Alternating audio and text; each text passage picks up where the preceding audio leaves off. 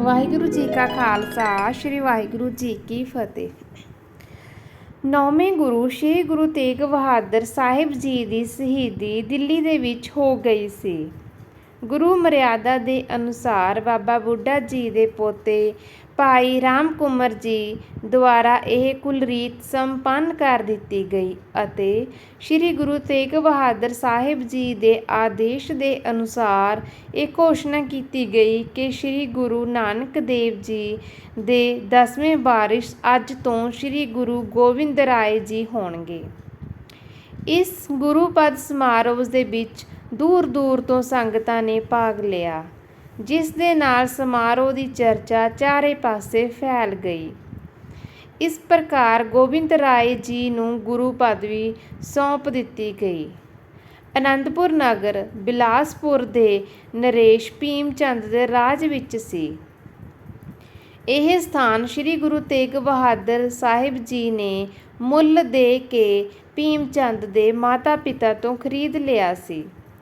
ਜਦੋਂ ਉਸ ਨੂੰ ਗੁਰੂ ਜੀ ਦੇ ਪਦਵੀ ਦਿਵਸ ਬਾਰੇ ਪਤਾ ਚੱਲਿਆ ਤਦ ਉਹ ਆਪਣੇ ਮੰਤਰੀ ਨੂੰ ਸੱਦ ਕੇ ਅਤੇ ਗੁਪਤ ਸਥਾਨ ਉੱਤੇ ਬੈਠ ਕੇ ਪੁੱਛਣ ਲੱਗਿਆ, ਮੰਤਰੀ ਜੀ, ਸੁਣਿਆ ਹੈ ਕਿ ਸਾਡੇ ਰਾਜ ਵਿੱਚ ਇੱਕ ਅਜਿਹੀ ਗੱਦੀ ਨਸੀਨ ਹੋਈ ਹੈ ਜਿਵੇਂ ਕਿ ਇਸ ਤੋਂ ਪਹਿਲਾਂ ਸਾਡੇ ਇੱਥੇ ਕਦੇ ਨਾ ਹੋਈ ਹੋਵੇ। ਇਸ ਦੇਸ਼ ਦੀ ਇੰਨੀ ਪ੍ਰਜਾ ਸਾਡੇ ਇੱਥੇ ਕਦੇ ਵੀ ਨਹੀਂ ਆਈ ਕਿ ਇਹ ਸਮਾਚਾਰ ਦਿੱਲੀ ਔਰੰਗਜ਼ੇਬ ਦੇ ਕੋਲ ਨਹੀਂ ਪਹੁੰਚੇਗਾ, ਜਿਸ ਨੇ ਦੇਸ਼ ਨੂੰ ਕੰਪਾ ਕੇ ਰੱਖ ਰੱਖਿਆ ਹੈ, ਜਿਸ ਨੇ ਇਸ ਗੁਰੂ ਗੱਦੀ ਉੱਤੇ ਬੈਠੇ ਹੋਏ ਗੁਰੂ ਗੋਬਿੰਦ ਰਾਏ ਜੀ ਦੇ ਪਿਤਾ ਜੀ ਨੂੰ ਸ਼ਹੀਦ ਕਰ ਦਿੱਤਾ। ਕਿ ਉਹ ਸਾਡੇ ਤੋਂ ਨਹੀਂ ਪੁੱਛੇਗਾ ਕਿ ਤੁਸੀਂ ਆਪਣੇ ਰਾਜ ਵਿੱਚ ਅਜਿਹਾ ਕਿਉਂ ਹੋਣ ਦਿੱਤਾ? ਮੰਤਰੀ ਨੇ ਨਿਮਰਤਾਪੂਰਵਕ ਜਵਾਬ ਦਿੱਤਾ, ਰਾਜਨ, ਮੈਨੂੰ ਸਾਰੀਆਂ ਖਬਰਾਂ ਦਾ ਪਤਾ ਹੈ। ਮੈਂ ਆਪਣੇ ਪੁੱਤਰ ਨੂੰ ਉੱਥੇ ਭੇਜਿਆ ਸੀ ਕਿ ਮੈਨੂੰ ਪੂਰੀ ਜਾਣਕਾਰੀ ਮਿਲ ਜਾਵੇ।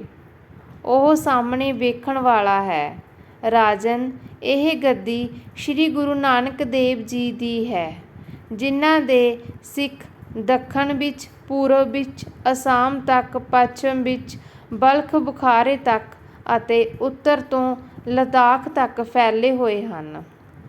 ਉਹਨਾਂ ਦੀ ਗੱਦੀ ਦਾ ਸਮਾਰੋਹ ਵਿੱਚ ਭੀੜ ਤਾਂ ਜ਼ਰੂਰ ਹੀ ਹੋਣੀ ਚਾਹੀਦੀ ਸੀ, ਕਿਉਂਕਿ ਉਹ ਪੂਜਯ ਹਨ। ਰਹੀ ਗੱਲ ਉਹਨਾਂ ਦੀ ਵਿਚਾਰਧਾਰਾ ਦੀ, ਤਾਂ ਉਹ ਬੜੇ ਹੀ ਨਿਰਭੈ ਹਨ। ਔਰੰਗਜ਼ੇਬ ਨੇ 9ਵੇਂ ਗੁਰੂ ਜੀ ਨੂੰ ਸ਼ਹੀਦ ਕਰਵਾਇਆ। ਇਸ ਤੋਂ ਉਹਨਾਂ ਦੇ ਸਾਥੀ ਹੋਰ ਜ਼ਿਆਦਾ ਦਲੇਰ ਅਤੇ ਸਾਹਸੀ ਹੋ ਗਏ ਹਨ, ਪਰ ਦਵੇ ਨਹੀਂ। ਇਸ ਲਈ ਮੈਂ ਵਿਚਾਰ ਕੀਤਾ ਹੈ ਕਿ ਇਹਨਾਂ ਨੂੰ ਛੇੜ ਕੇ ਗਲੇ ਨਾ ਪੈਣ ਦਿੱਤਾ ਜਾਵੇ, ਜਿਵੇਂ ਕਿ ਔਰੰਗਜ਼ੇਬ ਨੇ 9ਵੇਂ ਗੁਰੂ ਜੀ ਦੇ ਨਾਲ ਕੀਤਾ ਹੈ। ਇਸ ਦੇ ਵਿਪਰੀਤ ਜੇਕਰ ਇਹ ਵਧੇ ਤਾਂ ਉਹ ਆਪ ਸਮਝ ਲਵੇਗਾ। 10ਮ ਗੁਰੂ ਜੀ ਅਜੇ ਬੱਚੇ ਹਨ। ਸਮਾਂ ਹੀ ਦੱਸੇਗਾ ਕਿ ਉਹ ਕਿੰਨੇ ਪ੍ਰਤਿਭਾਸ਼ਾਲੀ ਨਿਕਲਦੇ ਹਨ। ਹੁਣੇ ਉਮਰ ਹੀ ਕਿੰਨੀ ਹੈ। ਜੇਕਰ ਔਰੰਗਜ਼ੇਬ ਸਾਡੇ ਤੋਂ ਪੁੱਛੇਗਾ ਤਾਂ ਅਸੀਂ ਕਹਿ ਦੇਵਾਂਗੇ ਕਿ ਹਜ਼ੂਰ, ਸਾਡੇ ਤੱਕ ਕੋਈ ਹੁਕਮ ਨਹੀਂ ਆਇਆ ਸੀ। ਇਸ ਲਈ ਤੁਹਾਡੀ ਰਾਜਨੀਤਿਕ ਚਾਲ ਦਾ ਪਤਾ ਨਾ ਹੋਣ ਕਾਰਨ ਅਸੀਂ ਕੁਝ ਵੀ ਨਹੀਂ ਕੀਤਾ।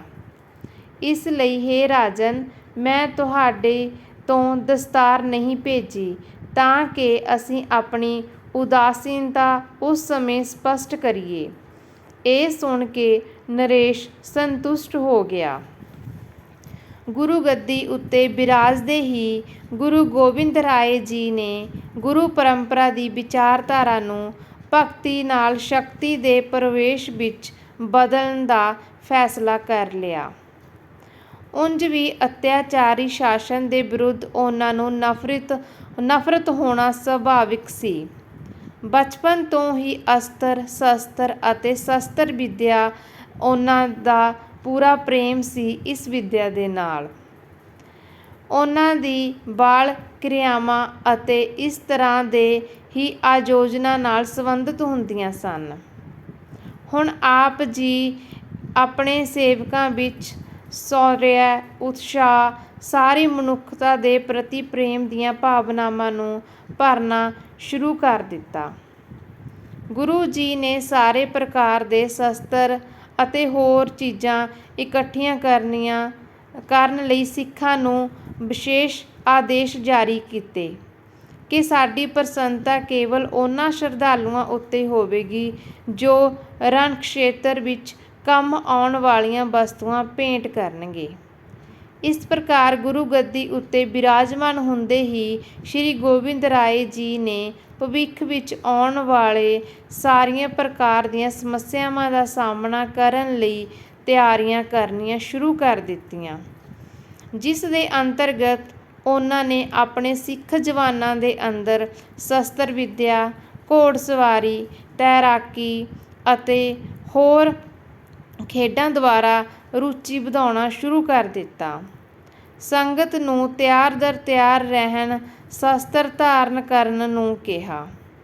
ਇਹਨਾਂ ਆਦੇਸ਼ਾਂ ਨੂੰ ਸੁਣ ਕੇ ਗੁਰੂ ਸਿੱਖ ਜਵਾਨ ਆਪਣੇ ਸ਼ਸਤਰ ਅਤੇ ਜਵਾਨੀ ਗੁਰੂ ਜੀ ਦੇ ਚਰਨਾਂ ਵਿੱਚ ਸਮਰਪਿਤ ਕਰਨ ਲਈ ਸ੍ਰੀ ਅਨੰਦਪੁਰ ਸਾਹਿਬ ਜੀ ਪੁੱਜਣ ਲੱਗੇ।